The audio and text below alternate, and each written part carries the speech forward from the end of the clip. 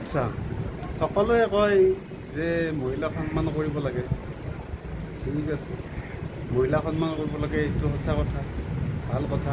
ময়ো কওঁ আৰু সকলোৱে কয়। গতিকে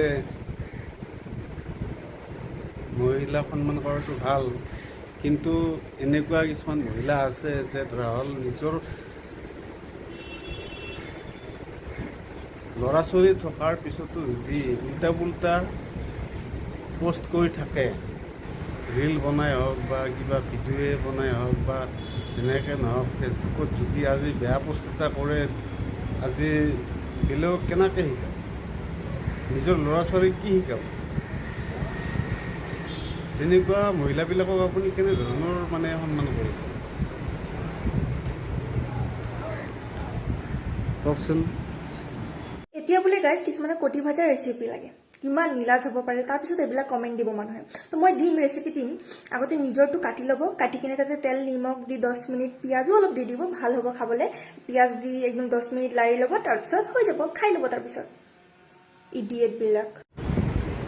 এই ভিডিঅ'টো যে চালে, এই ভিডিঅ'টোৰ পৰা আপুনি এতিয়া কওকচোন, এই ভিডিঅ'টো যে চালে এতিয়া আপুনি কওক যে মহিলাক কিমান সন্মান কৰিব লাগে। সকলো মহিলা একে নহয়, এইজনী মহিলাৰ কথা কৈছোঁ মই, যে ধৰা হ'ল এখেতে ইমান লেতেৰা কথা ক'ব পাৰে, গতিকে এখেতক আপুনি কেনেধৰণৰ সন্মান দিব, সেইটো কথা কওকচোন। এনেকুৱা মহিলাক কিমান সন্মান দিব লাগে, আৰু এখেতে আনক কি বুজাব, নিজৰ ল'ৰা ছোৱালীক কি শিক্ষা দিব, বা নিজৰ ল'ৰা ছোৱালী থাকিলে থাকক, নাথাকিলে নাই, কিন্তু আজি সমাজখন কেনেকৈ নষ্ট হৈছে, আপুনি সেইটো কথা কমেণ্ট বক্সত জনাবচোন।